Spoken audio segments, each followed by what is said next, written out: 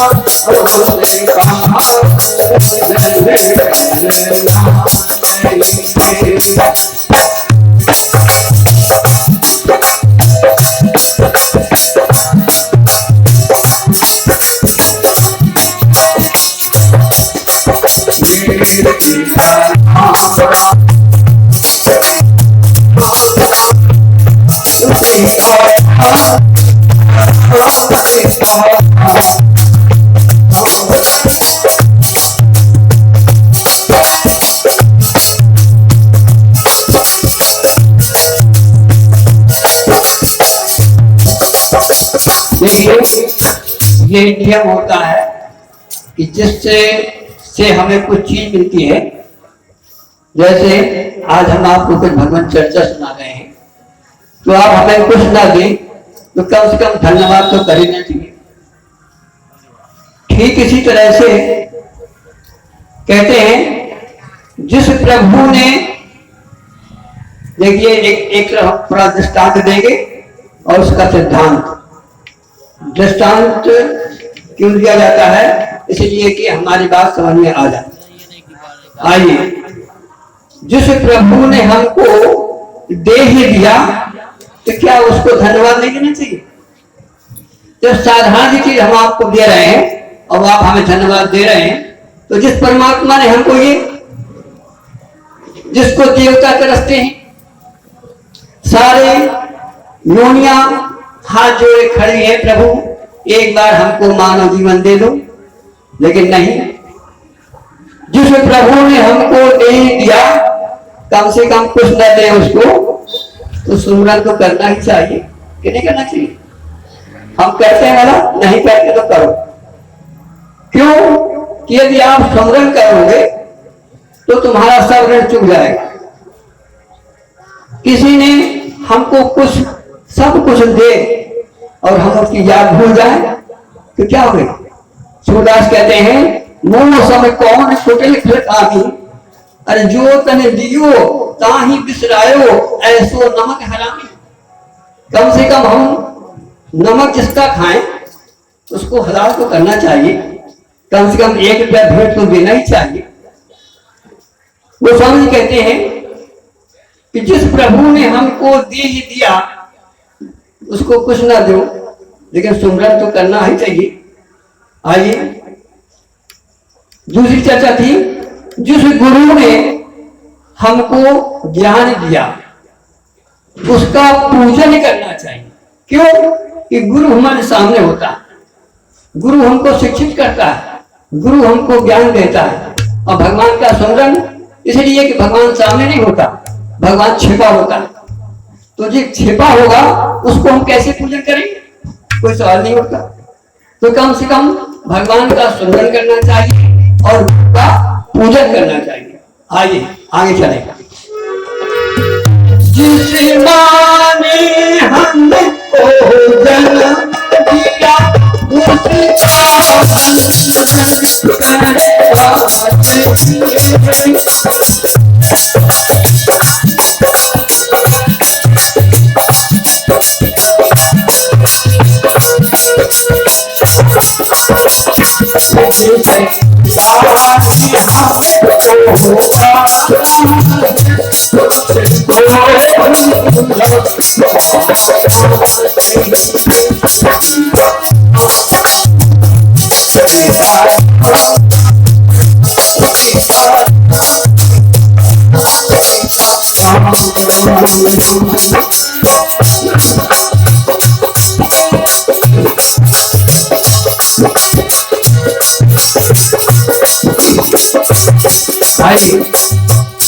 जिस माँ ने अपने पेट में हमको 9 महीने अपने खून और रक्त एक एक भोजन का कण हमारे अंदर भेजा, 9 महीने हम आराम की निद्रा में दुनिया से बेपरवाह रहे और बाद में जब बाहर आए तब उसने हमको दूध दिया, हमारा सब कुछ मल मूत्र धोया, अपना गीले वस्त्र में रही, इसके बाद मालिश किया, हमको बड़ा किया।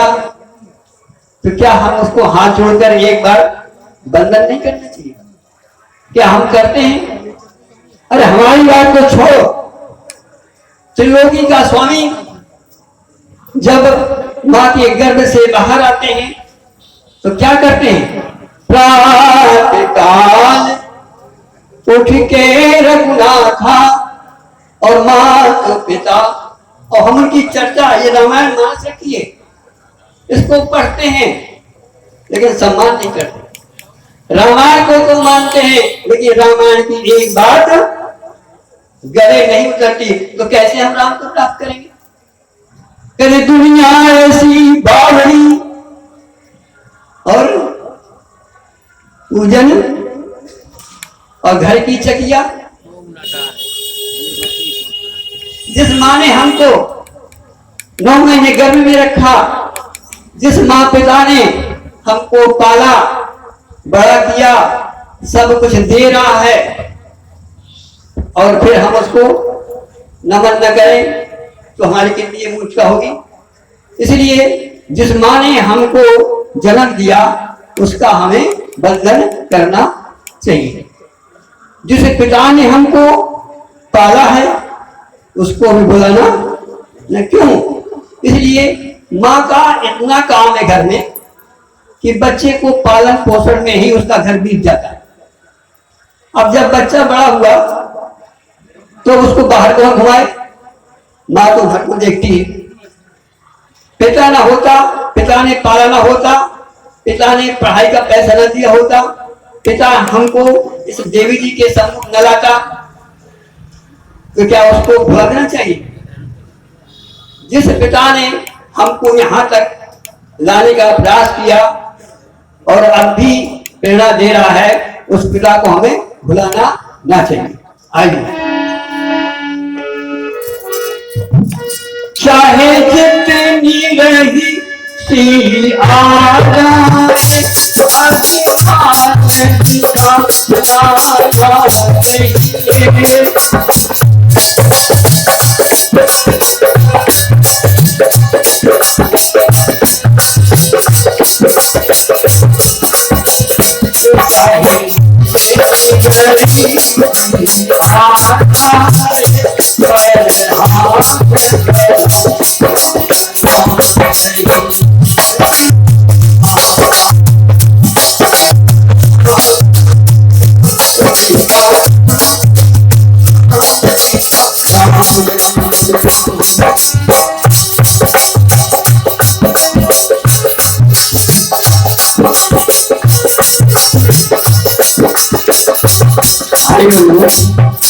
चाहे जितनी रहीसी आ जाए, रहीसी कई तरह की होती है।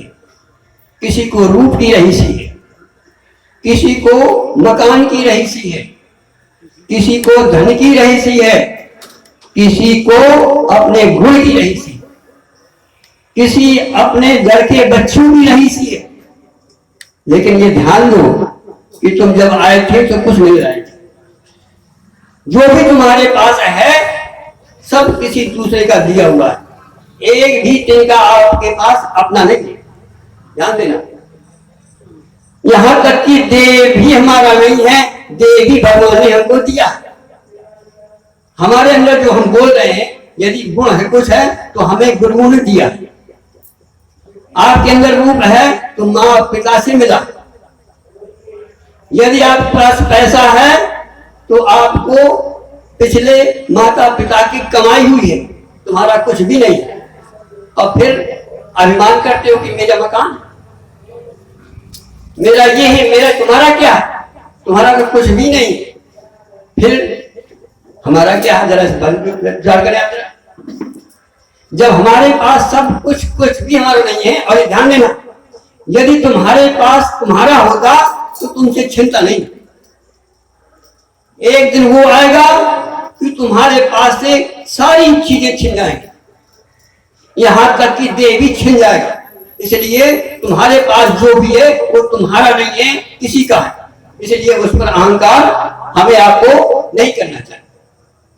फिर हमारा क्या है, आप प्रश्न जो होता है, हमारा वो है जो हमसे कभी अलग न हो। हमारा वो है जिससे हमें कोई छीन ना सके। गोस्वामी जी कहते हैं, यदि अहंकार करना है तो ऐसी चीज पर अहंकार करो जो तुम्हारा है। और तुम्हारा क्या है, तो गोस्वामी जी लिखते हैं मानस में, आस्ते अभिमान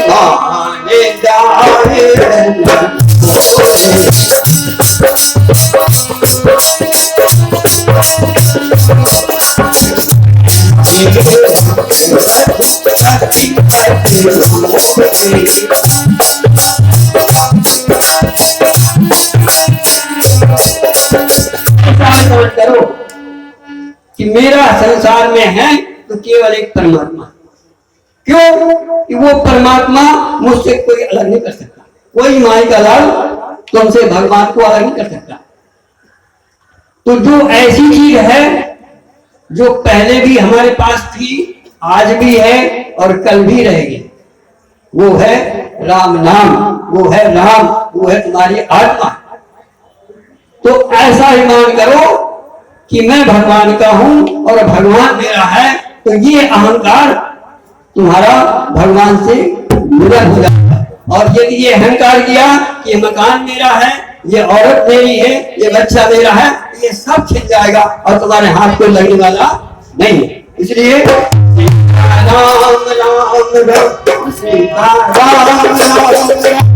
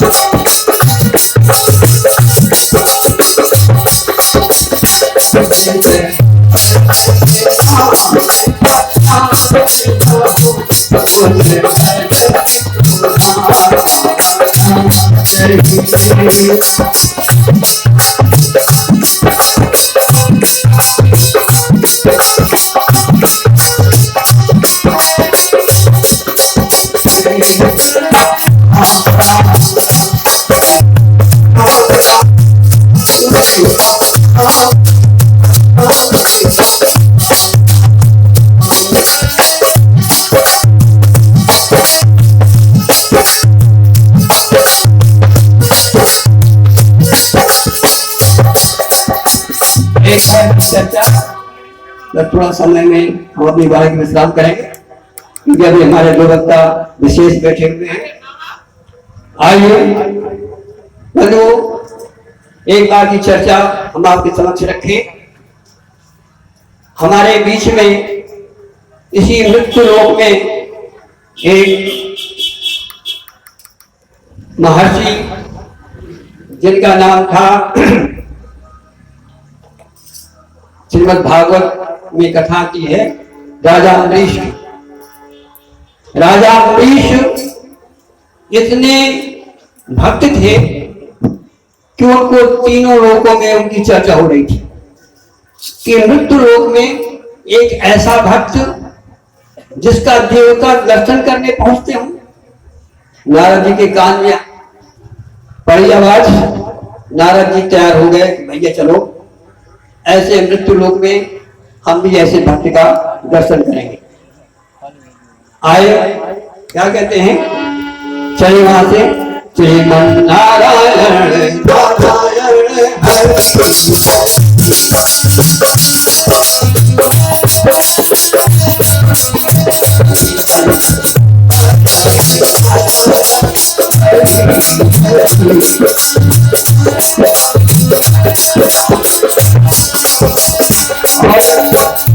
इस तरह से भगवान का गुणगान गाते हुए सीमा में प्रवेश कर रहे हैं। इधर महाराज अम्बरीश को एक खबर लगी कि कोई संत मेरे आज दर्शन कर रहे हैं, दर्शन देने के लिए आ रहे हैं। तुरंत अपने सैनिकों को भेजा, उनका स्वागत सत्कार किया और चारोजन किया और उनको महल में ले गए। जब महल में पहुंचे, महाराज ने उनको दंडवत प्रणाम किया, अपनी धर्मपत्नी को उनके चरणों में डाला, अपने बच्चों को चरणों में डाला। नारद जी कहते हैं, नारद जी कहते हैं, राजा अम्बरीश तुम्हारे दरबारी बहुत अच्छे हैं, तुम्हारी पत्नी कितनी धर्मयुक्त है, एक संत का इतना सम्मान कर रही है, तुम्हारे बच्चे कितने लायक हैं कि एक संत का दर्शन करके कृतार्थ हो रहे हैं। महाराज अम्बरीश हाथ जोड़कर खड़े हैं, कहते भगवान आप संत होकर के और ऐसी बात कहते हैं, ये बात आपके मुख से अच्छी नहीं लगती। मैंने कहा महाराज मैंने क्या गलती कर दी? मैंने कहा महाराज आप कह रहे हैं तुम्हारे दरबारी, तुम्हारा राज, तुम्हारी पत्नी, तुम्हारा बेटा, ये बताइए कि जब मैं ये लाया था, जब मैं आया था, तो क्या मैं ये राज लाया था क्या? ये पत्नी में लाया था क्या? ये बच्चे में लाया था क्या? प्रभु ये सब आपके हैं, मेरा यहां पर कुछ नहीं है, ये सब भगवान के हैं। नारद जी के कान खड़े हुए और देखा कि भाई ये राजा अम्बरीश ये बहुत ऊंची बात कर रहे हैं। अच्छा उन्होंने कहा चलो ये तुम्हारे महल में मंदिर किसका है? ये देवी किसकी है? इसको पूजा कौन करता है? राजा अम्बरीश लेवा गए, उन्होंने कहा महाराज ये मंदिर भगवान का है, ये भगवान मेरे हैं, इनकी पूजा मैं करता। कहा अच्छा राजन ये भगवान तुम्हारे हैं और ये जो तुमने अभी सब गिनाए ये भगवान के हैं? उन्होंने कहा हाँ महाराज जो कुछ भी मेरे पास है सब प्रभु का है, लेकिन प्रभु मेरा है। उन्होंने कहा राजन बड़े चतुर है, जो नकली माल है, जो विदा होने वाला है, जो क्षणभंगुर है, ये सब भगवान का, और जिसका 3 काल में भी अभाव नहीं है वो तुम्हारा। बड़े राजन चतुर हो। कहने का भाव क्या है?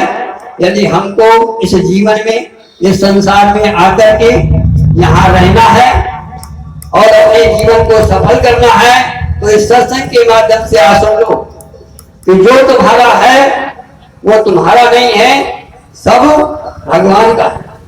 ऐसा मान करके अपने घर में रहना, अपने बच्चों को पालना, अपने पति और पत्नी को पालना, ये समझना कि मेरा नहीं है, मेरा फर्ज है इनको देखभाल करना, ये सब भगवान के हैं और मेरा क्या है? मेरा तो बस भगवान है। ऐसा यदि हमने जीवन में कर सके तो भगवान कहते हैं वो मेरा भक्त और मैं उससे अलग नहीं हो गई। वो मां पश्चात सर्वत्र, जो मुझको सभी में देखता है, सबको मुझ में देखता है, ऐसा महात्मा जीवन में दुर्लभ होता है। वो वृंदावन बिहारी लाल की। आइए बंधुओं अब हम इस कार्यक्रम को आगे बढ़ाते हैं।